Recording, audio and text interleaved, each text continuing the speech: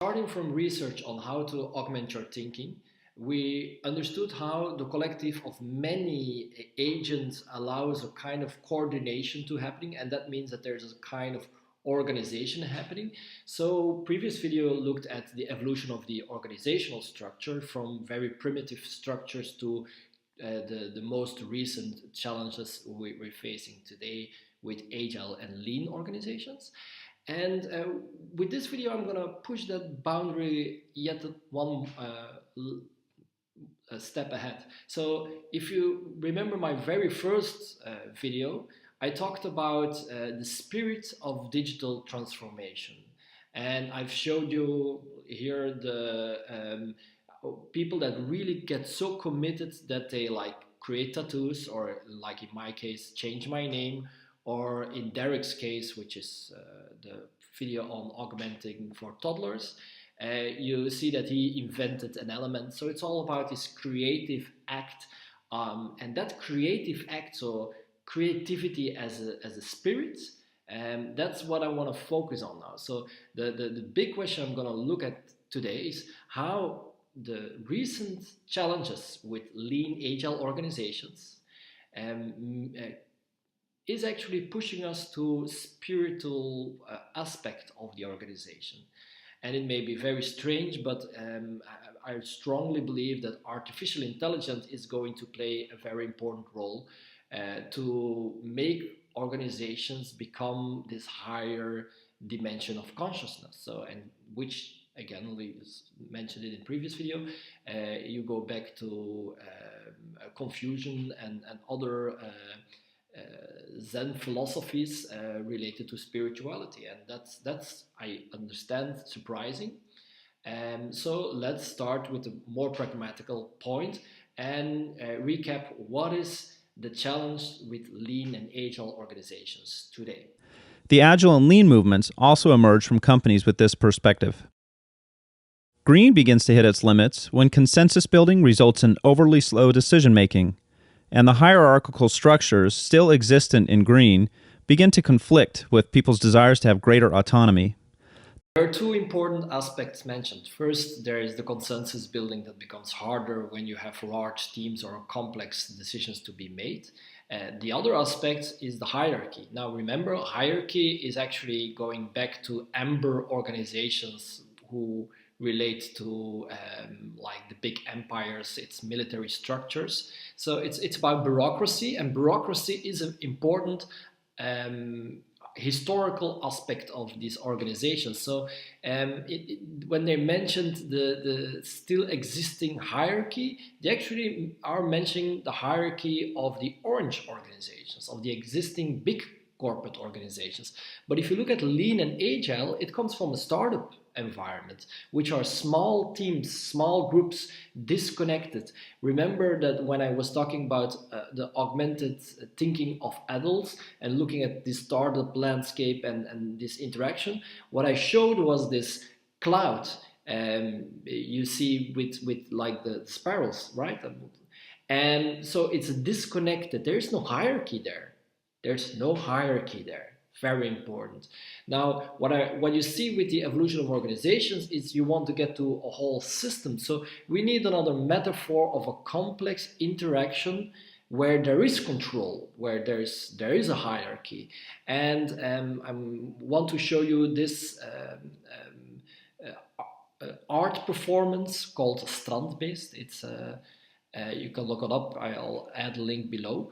Where you see this complex movement fully controlled, so it's going to this higher system, this meta system. So that links good to the transition from single cell to multicellular.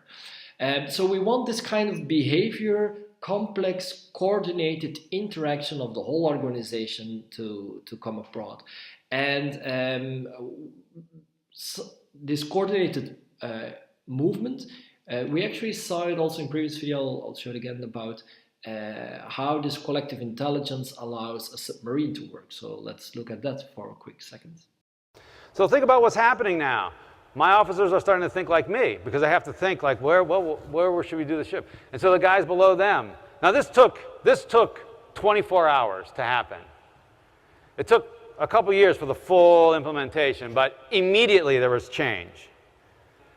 The officers started thinking like me, and so pretty soon I could go in the engine room, find the engine room lower level watch who was taking logs in the lube oil pumps, and he would know what the submarine was doing. He would know whether we were up tight, close to the enemy, and it was time to stay quiet, or whether we had backed out a little bit, and this may be a good time to change filters and make a little bit of noise.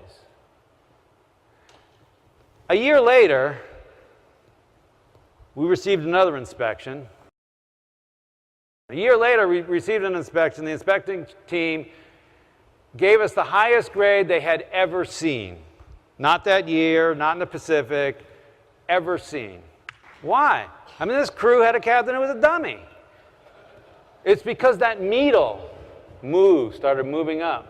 And on another submarine, there was one guy in charge, one guy giving orders, one guy thinking, and 134 people doing what they're told. I don't care how smart you are. On my submarine, I got 135 thinking, active, passionate, creative, proactive, taking initiative people. It's a tidal wave. You don't stand a chance.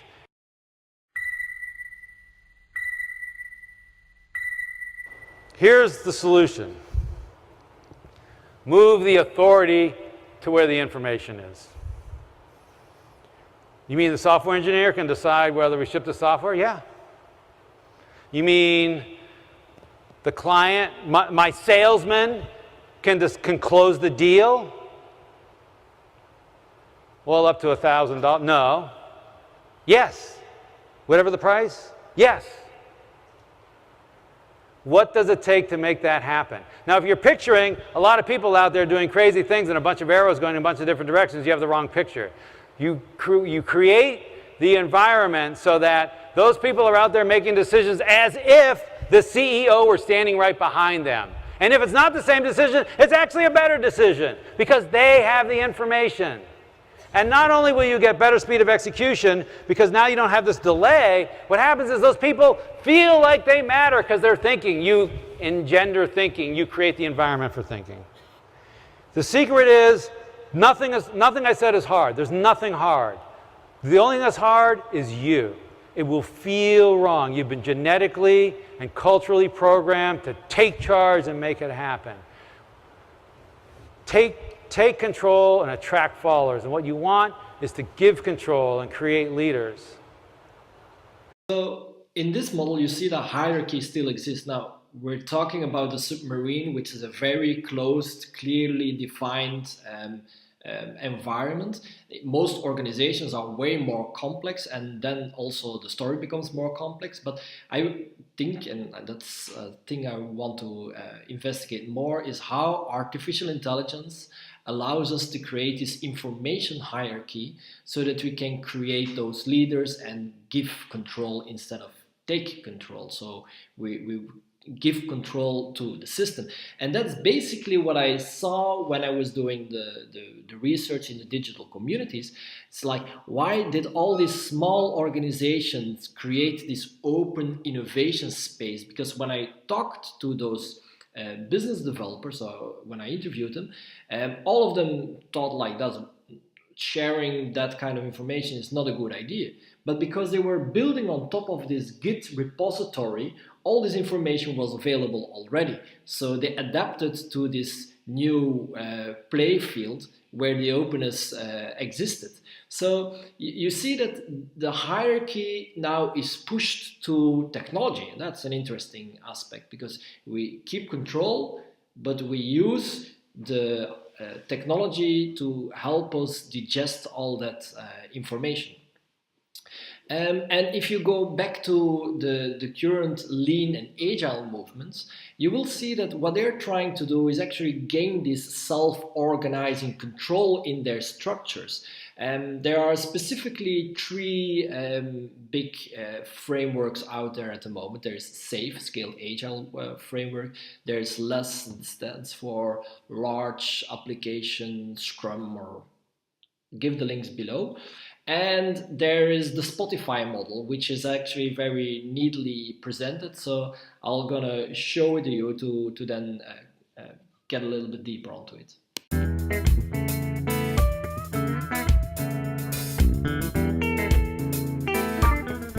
you're back. Great.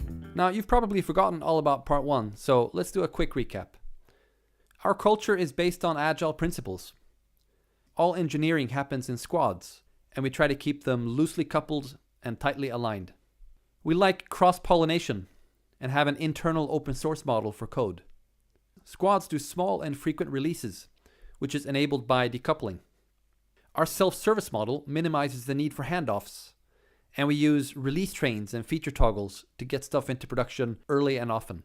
And since culture is all about the people, we focus on motivation, community, and trust, rather than structure and control. That was part 1. It's an interesting video. You can go over and look at the whole thing. The first thing I want to draw attention is the concept of loosely coupled, tightly aligned, because it's a very interesting concept that is firstly introduced by Herbert Simon in his book The Art of the Artificial, and specifically the 3rd edition here is important because there are some breakthrough insights on complex systems there. So definitely something to read. It is interesting to see that they try to move over to the concept of a release train. And I think that the scaled agile framework, which I'll show you here, goes more detail and more depth on what that actually means. And if I can zoom in here, you see that there are development teams at a lower level, so that's a team site, and then there is a train. They describe it as like 150 people. And what they're trying to do is actually move this agile methodology up to a higher level. What I see out of this is that it's pretty costly.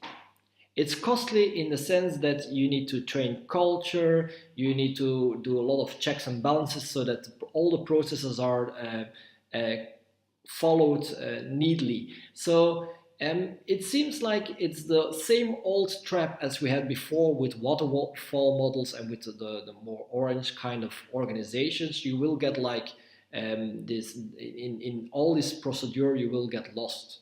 Now, what I saw from the interviews I talked earlier is that there is no culture incentive being created in the digital community I've been observing.